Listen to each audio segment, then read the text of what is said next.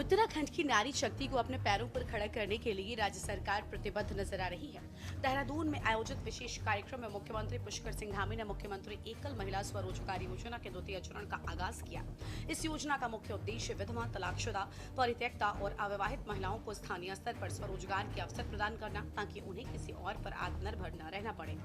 आपको बता दें कि द्वितीय चरण के तहत चयनित एकल महिलाओं को व्यवसाय शुरू करने के विशेष अनुदान और आसान शर्तों पर ऋण सुविधा उपलब्ध कराई जा रही है। सीएम धामी ने इस मौके पर कहा कि राज्य की मातृशक्ति ने हमेशा उत्तराखंड के विकास में मुख्य भूमिका निभाई है और अब सरकार उनके सपनों को पंख देने का काम कर रही है। इस अवसर पर जहां एक और 212 नई लाभार्थी महिलाओं को 15 लाख रुपए से अधिक की सहायता राशि प्रदान की जा रही है, वहीं प्रथम चरण की 276 महिलाओं को द्वितीय किस्त के रूप में 1 करोड़ रुपए से भी अधिक की राशि हस्तांतरित की जा रही है। और मुझे पूरा विश्वास है कि ये योजना हमारी एकल बहनों के जीवन में एक नई आशा की किरण बनकर उनकी खोई हुई मुस्कान लौटाने का काम करेगी, उनके जीवन को फिर से एक नई दिशा देने का काम करेगी, उनकी बहुत सहायता अपने पैरों पर खड़े होने पर करेगी। मैं आप सभी बहनों से कहना चाहता हूं कि किसी भी समाज और राष्ट्र की सबसे बड़ी ताकत मातृशक्ति होती है, महिलाएं होती हैं। क्योंकि जब कोई नारी सशक्त होती है, कोई महिला सशक्त होती है, तो वो अपने परिवार के साथ साथ समाज को और राष्ट्र को भी सशक्त बनाने का काम करती है, उनको दिशा देने का काम करती है। और आज की नारी तो अंतरिक्ष से लेकर देश की सीमाओं तक और रसोई से लेकर अपने खुद के अनेक प्रकार के व्यवसाय करके, नए नए उद्यम करके, एक से एक नवाचार करके।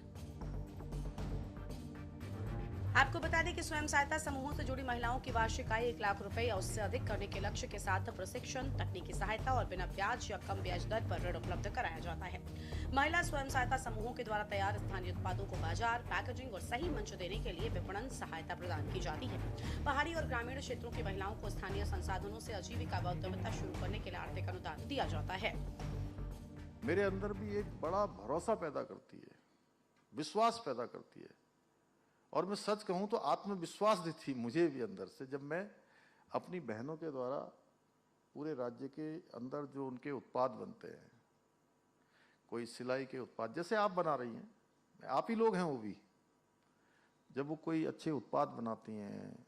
कोई सिलाई के क्षेत्र में, कोई बुनाई के क्षेत्र में, कोई हस्तशिल्प के क्षेत्र में, कोई अच्छा खाने का सामान, कुछ महिलाएं हमारी देवी स्थानों पर चार धाम यात्रा में प्रसाद बनाने का काम, अचार बनाने का काम, नमकीन बनाने का काम, बिस्कुट बनाने का काम, हमारे ये जो मोटा अनाज है मड़वे के बिस्कुट बनाने का काम, उससे अनेक प्रकार के अलग अलग प्रकार के उत्पाद बनाने का काम करती है। तो सच में ऐसा लगता है कि जो हमारे प्रधानमंत्री जी ने उनके मुख से जो बाबा केदार के धाम में शब्द निकले थे कि 21वीं सदी का तीसरा दशक उत्तराखंड का दशक होगा, तो सच में उसको बनाने का काम उसके अग्रदूत के नाम, अग्रदूत के रूप में, उसके ध्वजवाहक के रूप में कोई करने वाला है तो हमारी मातृशक्ति करने वाली है। और आज हर क्षेत्र में आज महिलाएं देश का नाम रोशन कर रही है, हर क्षेत्र में आगे बढ़ रही हैं। और हमारी बहनें अब केवल सहभागिता तक सीमित नहीं है, बल्कि नेतृत्व की भूमिका भी निभा रही हैं। पहले होता था सहभागिता, अब आगे बढ़ चढ़कर लोगों को दिशा देने का काम कर रही है। जिस क्षेत्र में भी जा रही है सबसे अच्छा काम कर रही हैं। और जब हमारे उत्तराखंड की बात आती है तो हमारा सिर गर्व से ऊंचा उठता है, क्योंकि आज हमारी माताएं बहनें अपना परिवार ही नहीं चला रही है। यहीं पर देखिए अभी आप उत्तराखंड में एकल महिलाओं को समाज की मुख्य धारा से जोड़ने और उन्हें आर्थिक रूप से मजबूत करने की ये पहल न सिर्फ उनके जीवन में सकारात्मक बदलाव लाएगी बल्कि राज्य की अर्थव्यवस्था को भी गति देगी। स्पेशल डेस्क के न्यूज इंडिया।